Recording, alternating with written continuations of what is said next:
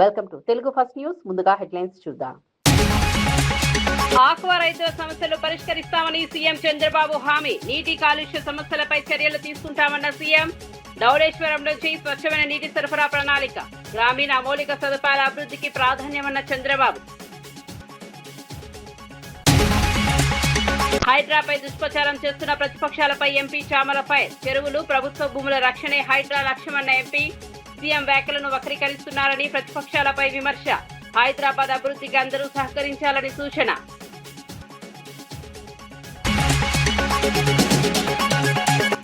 పోలీసుల బకాయిలపై ప్రభుత్వాన్ని నిలదీసిన Perni Nani. Surrender leave డబ్బులు ఇప్పటికే చెల్లించలేదన్న మాజీ మంత్రి. ట్రావెల్ అలవెన్సెస్ కూడా ఇవ్వలేదంటూ ఆరోపణలు. పోలీసులకు వెంటనే న్యాయం చేయాలని ప్రభుత్వానికి డిమాండ్.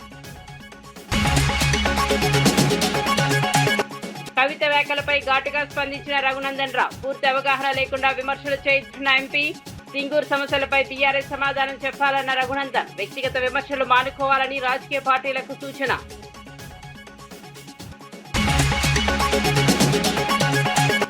రాహుల్ ప్రధాని కాలేరన్న వ్యాఖ్యలపై వీహెచ్పై ప్రజలు కోరితే రాహుల్ ప్రధాని అవుతారన్న హనుమంతరావు.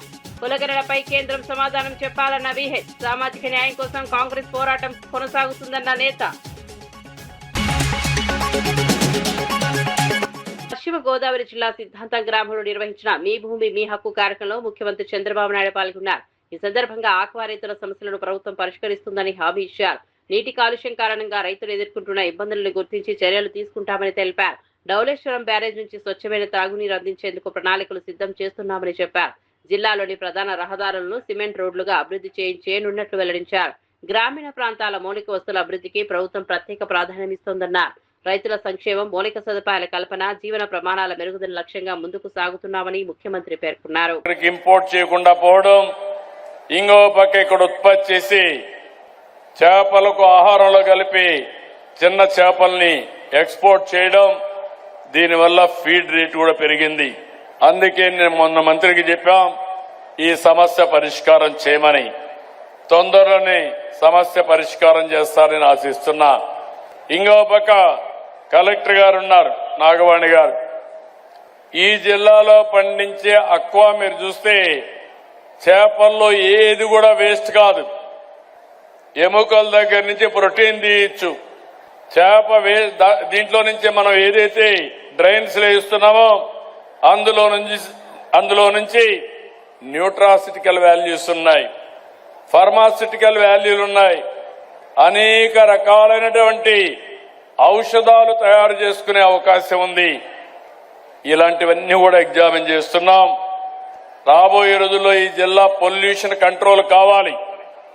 నాకు ఒక ఆవేదన ఉండేది, ఇక్కడ నీళ్లు ఎక్కడ చూసినా ఉంటాయి, తాగడానికి మాత్రం నీళ్లు లేవు. అందుకే ధవళేశ్వరం నుంచి నీళ్లు తీసుకొచ్చి స్వచ్ఛమైన నీరు మీకు ఇచ్చే బాధ్యత ఈ ప్రభుత్వానిది. రోడ్లు కూడా ఒక సమస్య. మీ అన్ని కూడా నల్లరేగడి నెలలు, వర్షం ఎక్కువ, రోడ్డు వేస్తే గుంతలు పడతానే ఉంటాయి. అందుకే ఒక వినూత్నంగా ఆలోచిస్తున్నాం. వీలైతే ప్రధానమైన R&B రోడ్లన్నీ వెస్ట్ గోదావరి జిల్లా మొత్తం, మాగాణి ప్రాంతం మొత్తం సిమెంట్ రోడ్లు వేయగలిగితే నా జీవితంలో ఎంతో ఆనందం ఉంటుంది. దానికి కూడా ఒక హోంవర్క్ చేసి తొందరలోనే ముందుకు వస్తాం. హైడ్రా సంస్థ పనితీరుపై వస్తున్న విమర్శలకు పరిశ్రమల శాఖ మంత్రి శ్రీధర్ బాబు సమాధానం ఇచ్చారు. హైడ్రా కేవలం చెరువులు, కుంటలు, ప్రభుత్వ భూములను రక్షించడానికి పనిచేస్తోందని స్పష్టం చేశారు. ప్రజలు హైడ్రా చర్యలు స్వాగతిస్తుంటే బీఆర్ఎస్ నాయకులు ఎందుకు ఆందోళన చెందుతున్నారో చెప్పాలని ప్రశ్నించారు. ముఖ్యమంత్రి రేవంత్ రెడ్డి ఆక్రమణదారులు, అవినీతి పరులపైన కఠిన చర్యలు తీసుకుంటామని మాత్రమే చెప్పారని వివరించారు. ఆయన వ్యాఖ్యలను వక్రీకరించి ప్రజలను తప్పుదోవ పట్టించే ప్రయత్నం జరుగుతోందన్నారు. 10 ఏళ్ల పాలనలో ఇచ్చిన హామీలను అమలు చేయలేకపోయినా బీఆర్ఎస్ నాయకులు ఇప్పుడు తప్పుడు ప్రచారం చేస్తున్నారని విమర్శించారు. హైదరాబాద్ అభివృద్ధి, ప్రభుత్వ ఆస్తుల పరిరక్షణ కోసం హైడ్రా పనిచేస్తోందని మంత్రి శ్రీధర్ బాబు స్పష్టం చేశారు. ప్రజలందరూ కూడా ఒకసారి గమనించాలి. ఈరోజు చెరువులు, కుంటలు, పరిసరాల ప్రాంతంలో ఉంటున్న ఆ ప్రాంత ప్రజలందరూ హర్షిస్తా ఉన్నారు. ఒక పక్షాన బాధపడేవారు ఎవరంటే టీఆర్ఎస్ సంబంధించిన నాయకత్వం. కబ్జాకు గురైన భూమిని ప్రభుత్వ పరంగా తీసుకుంటే మీరెందుకు బాధపడతా ఉన్నారు? ఎందుకు అంత అసహనం? హిట్లరు మేము ఫిలాసఫీని అడాప్ట్ చేసుకోలేదు, ఒక ఐరన్ డిసిప్లిన్గా వెళ్ళాలనే ముఖ్యమంత్రి గారి ఆలోచన. I wanted to be Hitler. I don't feel shy. ప్రభుత్వ డబ్బులు ఇష్టం వచ్చినట్టు ఉద్యోగం చేస్తే వాళ్ళని హిట్లర్ కాదు, హిట్లర్ తాటి వాడనట్టు బాన్లాగా బిహేవ్ చేస్తారు. కేసీఆర్ గారు హిట్లర్ సిద్ధాంతాన్ని అమలు పరిచిండ్రా ఇప్పుడు? మరి వారి ఆలోచన మేరకు కేటీఆర్ గారిని వాళ్ళ నాన్నని అడగమంటున్నాం. ఇప్పుడు ప్రభుత్వ భూములను లాక్కునే వారిపై ఉక్కుపాదముతో చట్టాన్ని అమలు చేసే కార్యాచరణ తీసుకుంటామని వారి ఆలోచన. లేనిపోని అంశాలను ప్రజల వద్దకు తీసుకెళ్లాలని ఒక తీవ్రమైన ప్రయత్నం చేస్తా ఉన్నారు హరీష్ రావు గారు. ఈ రోజు ప్రజలను పక్కదారి పట్టించే ప్రయత్నం చేస్తా ఉన్నారు హరీష్ రావు గారు. దాదాపు 60-70% చేసి ఇంకా 30% ఎందుకు చేయలేకపోతా ఉన్నారు వీళ్ళు, చెయ్యాలని చెప్తా ఉన్నాడు ఆయన. మా మేనిఫెస్టో గురించి మాట్లాడే ముందు హరీష్ రావు గారు, ఒకసారి మీరు ప్రతి అసెంబ్లీ నియోజకవర్గంలో 1,00,000 ఎకరాలకు కొత్తగా సాగు నీరు అందిస్తామన్నారు. ఏమైందని అడుగుతా ఉన్నాం. ఇచ్చిన రుణమాఫీ రైతు తీసుకున్న రుణంపై వడ్డీకే సరిపోయింది. 24 జిల్లాల్లో 24 సూపర్ స్పెషాలిటీ హాస్పిటల్ కడతాం. ఏమైనా అవి హెల్త్ పాలసీ గాని, లైఫ్ సైన్సెస్ పాలసీ గాని, ఎలక్ట్రానిక్స్ పాలసీసే గాని పరిశ్రమలకు సంబంధించి పెద్ద ఎత్తున ముందుకు తీసుకెళ్లే ప్రయత్న భాగంలో ఒక ఆలోచన దృక్పథంతో ముందుకు వెళ్తా ఉన్నాం.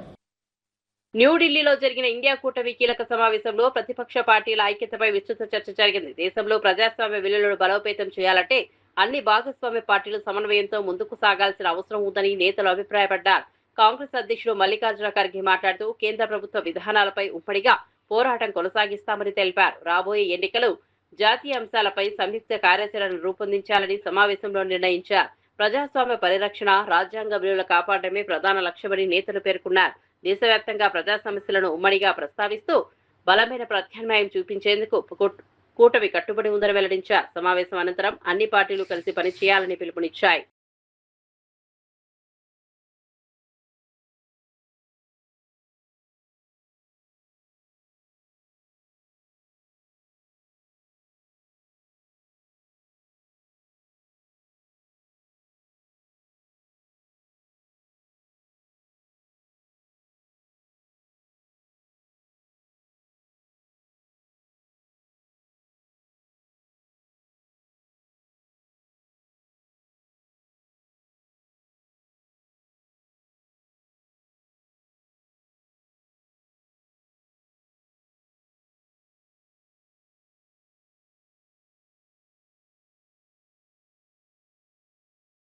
సోషల్ మీడియాలో పోస్టులు చేసిన వారిపై కేసులు నమోదు చేయడాన్ని బీఆర్ఎస్ నాయకుడు కృషాంక్ తీవ్రంగా తప్పుపట్టారు. ముఖ్యమంత్రి చేసిన వ్యాఖ్యలను ప్రజలకు చూపించినందుకే కేసులు పెడుతున్నారని ఆరోపించారు. ప్రజాస్వామ్యంలో ప్రశ్నించే హక్కు ప్రతి పౌరుడికి ఉంటుందని అన్నారు. సోషల్ మీడియా వేదికగా అభిప్రాయాలు వ్యక్తం చేసిన వారిని లక్ష్యంగా చేసుకోవడం సరైంది కాదన్నారు. విమర్శలను ఎదుర్కొనే ధైర్యం ప్రభుత్వానికి ఉండాలని సూచించారు. ప్రశ్నిస్తే కేసులు, నిలదీస్తే అరెస్టులు అనే పరిస్థితి ప్రజాస్వామ్యానికి మంచిది కాదన్నారు. ప్రజల గొంతుకును అణిచివేసే ప్రయత్నాలు ఎప్పటికీ విజయవంతం కావని పేర్కొన్నారు. ప్రజాస్వామ్య విలువలను కాపాడేందుకు తమ పోరాటం కొనసాగుతుందని కృషాంక్ తెలిపారు. రేవంత్ రెడ్డి గారు ఇక్కడ ఉన్న తెలంగాణ ప్రజల మీద, పేద ప్రజల మీద ఇల్లు కూల్చివేతలు చేస్తూ దాన్ని చాలా గొప్పగా హిట్లర్ తనకు స్ఫూర్తి అని మాట్లాడడం, చరిత్రలో తన మూలాలే లేని పరిస్థితి. అసోంటి నాయకుడు, అసోంటి నాజీ నాయకుడు ఒక కాంగ్రెస్ ముఖ్యమంత్రికి స్ఫూర్తి అంట. ఇవాళ దాన్ని ప్రశ్నించినందుకు, దాన్ని ట్వీట్ చేసినందుకు ఇగోండి ఆదివారం నాడు కూడా పోలీసులు దేనికి పనిచేస్తున్నారు అబ్బా అంటే కేసులు వేయడానికి పనిచేస్తున్నారు. ఇవాళ దీంట్లో ఏమని అంటారు, the video uses provocative language అంట. ఆ వీడియోలో మాట్లాడిన లాంగ్వేజ్ ఎవరిది? ఆ వీడియోలో మాట్లాడింది రేవంత్ రెడ్డి గారు అయితే మా మీద కేసు వేయడం ఏంది? వేయాల్సింది రేవంత్ రెడ్డి గారి మీద కదా. ఇంకా దారుణం ఏంటంటే దాని మీద సెక్షన్లు ఇంటెన్షనల్ ఇన్సల్ట్ అంట. ఇంటెన్షనల్ ఇన్సల్ట్ అని రేవంత్ రెడ్డి గారు అడాల్ఫ్ హిట్లర్ అని చెప్పి దేశాన్ని, రాష్ట్రాన్ని అవమానిస్తున్నారు, తెలంగాణ రాష్ట్రాన్ని అవమానిస్తున్నారు. మా మీద కాదు ఇన్సల్ట్ వేయాల్సింది, రేవంత్ రెడ్డి గారి మీద ఇన్సల్ట్ సెక్షన్స్ వేయాలి.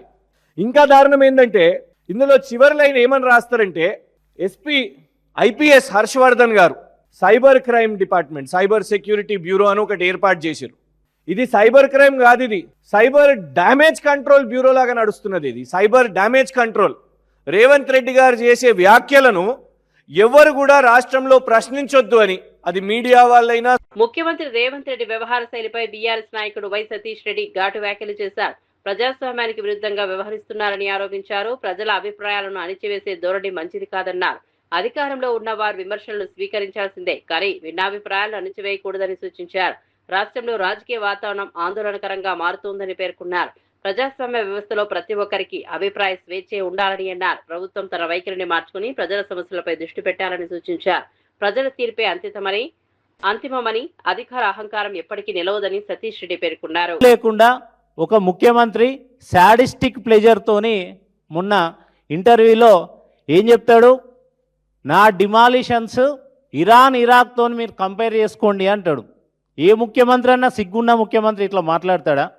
ఆయన పాలిస్తున్న రాష్ట్రంలో పేద ప్రజల ఇల్లులు కూలగొట్టి, వెలుగుమట్లలో ఇల్లులు కూలగొట్టి, వాటిని మేము ఇరాన్ యుద్ధంలో ఎట్లయితే ఇల్లులు కూలగొట్టిరో అమెరికా వాళ్ళు, అట్లనే ఇక్కడ వెలుగుమట్లలో రేవంత్ రెడ్డి పాలనలో రేవంత్ రెడ్డి బుల్డోజర్లు అట్లా కూలగొట్టిరని ఆ వీడియోలు మేము బయట పెడితే దాన్ని గొప్పగా ఆయన దేశమంతా తెలిసే విధంగా ఆయనే చెప్పుకుంటున్నాడు, ఇరాన్తో కంపేర్ చేసుకోండి నా కూల్చివేతలను అని. అంటే ఇంత సిగ్గు లేకుండా నేనే హిట్లర్ అని చెప్పుకుంటున్నావు కదా. ఆనాడు జర్మనీలో చచ్చిపోయిన హిట్లర్ ఈరోజు తెలంగాణలో పుట్టిండు, తెలంగాణని పాలిస్తున్నాడు. తెలంగాణ హిట్లర్ రేవంత్ రెడ్డి. నిజంగా సిగ్గుంటే నువ్వే మాట్లాడినావు. ఇగో గీ పోస్ట్ పెట్టినాం, ఏమన్నాం మేము, నువ్వు హిట్లర్ స్ఫూర్తి అన్నావు. అవును, నువ్వే హిట్లర్ స్ఫూర్తి, హిట్లర్ రేవంత్ రెడ్డి అని ఈ పోస్టులు పెట్టినాం.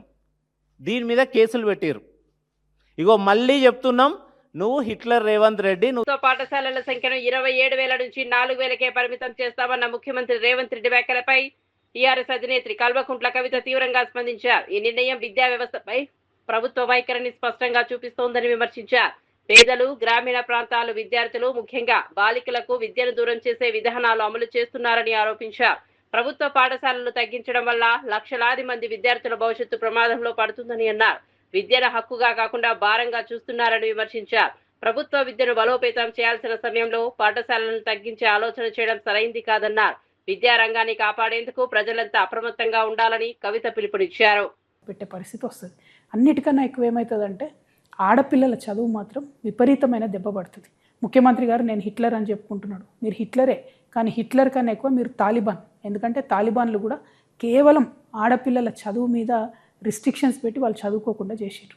ముఖ్యమంత్రి గారే విద్యాశాఖ మంత్రి అయితే విద్యాశాఖ ఏదో వెలుగుతుంది అని చెప్పి అందరూ భావించారు. కానీ అడుగడుగున అబద్ధాలు. ఇప్పుడు మీరున్న 27,000 పాఠశాలల్ని 4,000 పాఠశాలలకు చేస్తే ఇప్పుడు ఉన్నటువంటి ఉపాధ్యాయులందరినీ ఏం చేస్తారు? మీరు ఈ 3 లక్షల పై చిలుకున్నటువంటి ఉపాధ్యాయులందరినీ కూడా తీసేస్తారా? 4,000 పాఠశాలలో అడ్జస్ట్ చేస్తారా? లేకపోతే వివిధ గవర్నమెంట్ డిపార్ట్మెంట్లకు పంపిస్తారా? మీ విధానం ఏందనేటటువంటిది క్లారిటీ లేకుండా పెద్ద పెద్ద అనౌన్స్మెంట్లు మీరు పక్క రాష్ట్రానికి పోయి చేయడం వల్ల మన రాష్ట్రం పరువు పోతుంది తప్పితే ఇంకొకటి జరగడం లేదు. ఇంకొక విషయం, విద్యాశాఖ అనేటటువంటిది సంపూర్ణంగా అస్తవ్యస్తంగా తయారైపోయింది. ఒక సర్కస్ నడిచినట్టు నడుపుతూ ఉన్నారు ముఖ్యమంత్రి గారు. కంప్లీట్గా ముఖ్యమంత్రి గారికి ఆ శాఖ మీద పట్టుకోల్పోయిందని చెప్పడానికి గురుకులాల్లో ఇప్పటికీ కూడా పిట్టల్లాగా రాలిపోతున్నటువంటి పిల్లలు, వారి ప్రాణాలే నిదర్శనం. 100 మంది పై చిలుకు చచ్చిపోయినా కూడా కనీసం ముఖ్యమంత్రి గారికి ఒక గురుకులం పోవడానికి కానీ గురుకులాల్ని రివ్యూ చేయడానికి కానీ టైం లేవు. కేజీబీవీ టీచర్స్ పాపం 10+2 చెప్తారు. వాళ్ళు సమ్మె చేస్తే కనీసం వాళ్ళ సమ్మెకాలం జీతం ఇచ్చేయాలన్నటువంటి సంస్కారం కూడా లేకుండా ఈ ప్రభుత్వం వ్యవహరించడం అన్నది చాలా దారుణం. ఇక ఇంటర్మీడియట్ ఇంకొక పెద్ద జోక్. ముఖ్యమంత్రి గారు రివ్యూ చేసి రేపటి నుంచి ఇంటర్ బోర్డు ఉండదని చెప్తారు.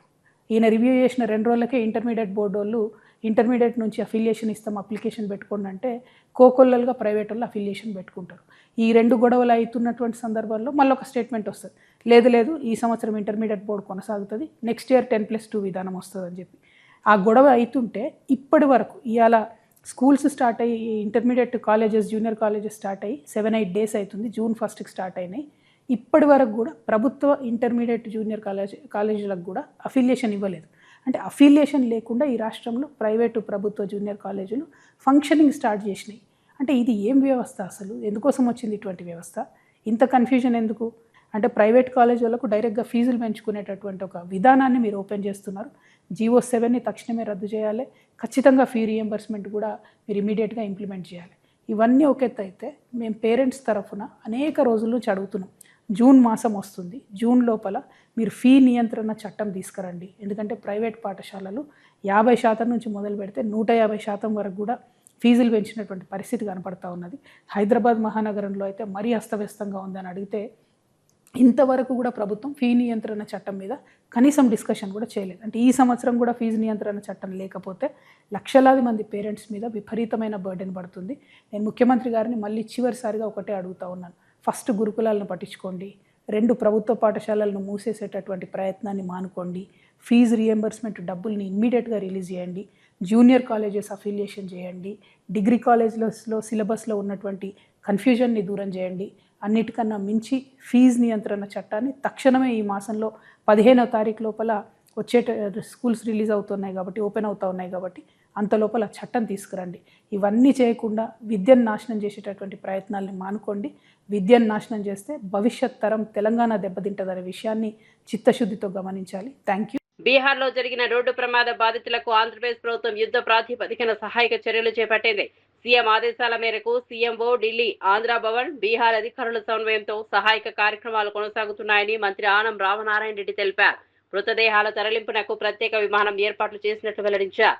క్షతగాత్రులకు మెరుగైన వైద్య సేవలు అందేలా చర్యలు తీసుకుంటున్నామని చెప్పారు. బాధిత కుటుంబాలకు ప్రభుత్వం అన్ని విధాలా అండగా నిలుస్తుందని భరోసా ఇచ్చారు. అవసరమైన అన్ని సహాయ సహకారాలు అందించేందుకు ప్రత్యేక బృందాలు పనిచేస్తున్నాయని పేర్కొన్నారు. బాధితుల సంక్షేమం విషయంలో ప్రభుత్వం అప్రమత్తంగా వ్యవహరిస్తోందని మంత్రి తెలిపారు. ఈ యాత్రికుల బస్సు సంగం, ఆత్మకూరు మండలాల నుంచి యాత్రికులు బయలుదేరి వారణాసికి వెళ్తూ ఉన్నారు. వారణాసికి వెళ్ళేప్పుడు బీహార్ రాష్ట్రంలో ఔరంగాబాద్కి దగ్గరగా ఒక 7 కిలోమీటర్ల దూరంలో లారీతో కొల్యూషన్ అవ్వడం వల్ల ఒక ఘోర ప్రమాదం జరిగింది. ఈ ఘోర ప్రమాద సంఘటనలో 3 చనిపోయినట్లు, 15 మంది యాత్రికులు గాయపడి ఆసుపత్రిలో చికిత్స పొందుతున్నట్లు మాకు సమాచారం. దాదాపుగా పొద్దున 5ంటికే నాకు సమాచారం రావడం జరిగింది. వచ్చిన వెంటనే జిల్లా కలెక్టర్ గారు, నెల్లూరు జిల్లా కలెక్టర్ గారు అయిన హిమాంశు శుక్లా గారికి, ముఖ్యమంత్రి గారి కార్యాలయంలోని ప్రద్యుమ్న కుమార్ గారికి, ఆంధ్రప్రదేశ్ భవన్ ఢిల్లీలో ఏదైతే ఉందో అక్కడున్న కమిషనర్ ఆర్జా శ్రీకాంత్ గారికి ఈ వివరాలన్నింటినీ కూడా వారి దృష్టిలో పెట్టడం, వారు వెనువెంటనే ముఖ్యమంత్రి గారికి ఈ సమాచారాన్ని ఇచ్చిన తర్వాత ఆయన ఎవరెవరితో అవసరమైన కార్యక్రమాలు చేయాలి అనే దాంట్లో ఎవరెవరు అధికారం వాళ్ళని కాపాడండి అని చెప్పి ముఖ్యమంత్రి గారు వెంటనే ఆదేశాలు ఇవ్వడం జరిగింది.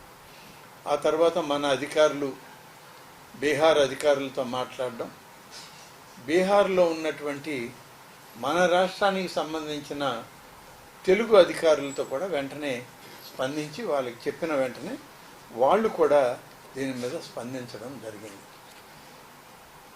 ఈ బస్సు ప్రయాణంలో 40 మంది యాత్రికులు, 2 డ్రైవర్లు, 3 సహాయక సిబ్బంది, మొత్తం 45 మంది ఈ బస్సులో ప్రయాణం చేస్తున్నట్లు మనకి ప్రాథమిక సమాచారం ఉంది. అందులో 3 మృతి చెందినట్లు, ఒక వంట మనిషి, ఒక టూర్ అటెండెంట్, తర్వాత ఒక మహిళా యాత్రికురాలు, ఈ 3 చనిపోయారు. 15 మంది యాత్రికులు అక్కడ గయా దగ్గర ఉన్నటువంటి అనుగ్రహ Narayana Magadh medical college and హాస్పిటల్లో వాళ్ళు ఇప్పుడు చికిత్స పొందుతూ ఉన్నారు. ఎటువంటి ప్రమాదం లేదు, కానీ మల్టిపుల్ ఫ్రాక్చర్స్ కొంతమందికి ఉన్నాయి. ఆ ఫ్రాక్చర్స్ ఉన్నాయి కాబట్టి వాళ్ళకి కొంత అక్కడనే ఉంచి ట్రీట్మెంట్ చేయాలని చెప్పి అక్కడ డాక్టర్లు సలహా ఇవ్వడం, వెంటనే ట్రీట్మెంట్ కూడా వాళ్ళకి మొదలుపెట్టమని చెప్పడం కూడా జరిగింది. దానికి తగ్గట్టు అక్కడ డాక్టర్స్, అక్కడ ఉన్నటువంటి బీహార్ గవర్నమెంట్ అధికారులు కూడా స్పందిస్తూ ఉన్నారు. వారి ఆరోగ్యం నిలకడగా ఉంది, కానీ ఫ్రాక్చర్స్, కొన్ని ఇంజరీస్ ఉండడం వల్ల హాస్పిటల్లో అడ్మిట్ చేశామని కూడా వాళ్ళు చెప్పారు. 23 మంది యాత్రికులు ప్రమాద స్థలానికి దగ్గరలోనే కొంత ఉన్నారు. అలాగే ఇది ఔరంగాబాదు నగరానికి 7 కిలోమీటర్ల దూరంలోనే ఉంది. తక్షణ సహాయం, వసతి, ఆహారం ఇవన్నీ కల్పించాలని చెప్పి అక్కడ తెలుగు అధికారులను కోరాం. వారు ఆ విధంగా స్పందించి ముఖ్యమంత్రి గారి ఆలోచన, వారి యొక్క ఆదేశాలను పాటిస్తారన్నారు. ఏపీ భవన్లో కంట్రోల్ రూమ్ పెట్టడం జరిగింది.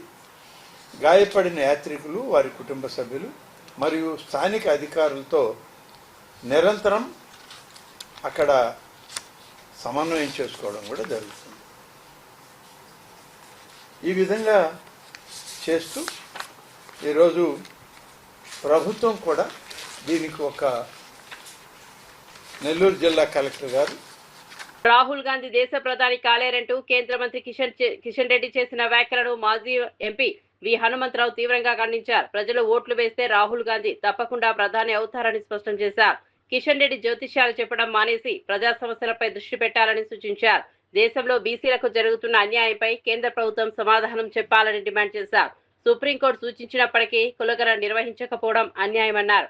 బీసీల ఓట్లతో గెలిచి వారి సమస్యలను పట్టించుకోకపోవడం సరికాదని విమర్శించారు. రాబోయే ఎన్నికల్లో ప్రజలు తగిన బుద్ధి చెబుతారని హెచ్చరించారు. కాంగ్రెస్ పార్టీ సామాజిక న్యాయం కోసం పోరాటం కొనసాగిస్తుందని విహెచ్ పేర్కొన్నారు.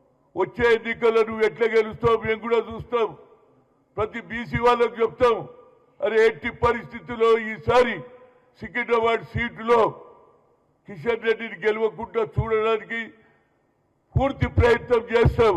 అంతేకాదు ఇవాళ నేను చెప్తున్నా, రాహుల్ గాంధీ గారు ఎప్పుడైతే కన్యాకుమారి నుంచి కశ్మీర్ వరకు మ్యారథాన్ పాదయాత్ర చేసి 4500 కిలోమీటర్లు తిరిగిన తర్వాత ఆయనకు ఒక ఆలోచన వచ్చింది, నేను ఇంతవరకు ఎస్సీ ఎస్టీలకి అన్యాయం అనుకున్నా, కానీ ఇవాళ ఎవరికి అందరికంటే ఎక్కువ బీసీలకు అన్యాయం జరుగుతుందని ఆయన అన్నాడు. We come to the power, we'll conduct caste wise census, జిత్నా హిస్సేదారి ఉత్తి భాగీదారి అన్నాడు. మేము ఓట్లేసే మిషన్ల మారా బాబు. ఇవాళ ఇక్కడ జరిగింది లోకల్ బాడీ ఎన్నికలు జరిగితే 52% సర్పంచులు గెలిచారు, చైర్మన్లు వైస్ చైర్మన్లు అయినరు. మరి బీసీల గురించి నువ్వు మాట్లాడవే? పోలీసులకు రావాల్సిన బకాయిల చెల్లింపుల విషయంలో మాజీ మంత్రి పేర్ని నాని కూటమి ప్రభుత్వంపై విమర్శలు గుప్పించారు. 6 సరెండర్ లీవుల డబ్బులు ఇప్పటికే చెల్లించలేవని ఆరోపించారు. సంపద సృష్టిస్తామని చెప్పిన ప్రభుత్వం పోలీసులను మాత్రమే విపరీతంగా వినియోగించుకుంటోందన్నారు. సీఎం చంద్రబాబు హోంమంత్రి కార్యక్రమాల్లో పోలీసులే భద్రతా బాధ్యతలు నిర్వర్తిస్తున్నప్పటికీ వారికి రావాల్సిన ప్రయోజనాలు అందడం లేదని విమర్శించారు. 2024లో ప్రభుత్వం ఏర్పడినప్పటి నుంచి ట్రావెల్స్ అలవెన్స్ కూడా ఇవ్వలేదన్నారు. లా అండ్ ఆర్డర్ నిర్వహణలో కీలక పాత్ర పోషిస్తున్న పోలీసులకు న్యాయం చేయాలని డిమాండ్ చేశారు. పెండింగ్ బకాయిలను వెంటనే విడుదల చేయాలని ప్రభుత్వాన్ని కోరారు. స్టైల్గా మాత్రం ఊరికే కాళ్ళు కదుపుతా ఉంటే అది వెళ్ళిపోతూ ఉంటుంది.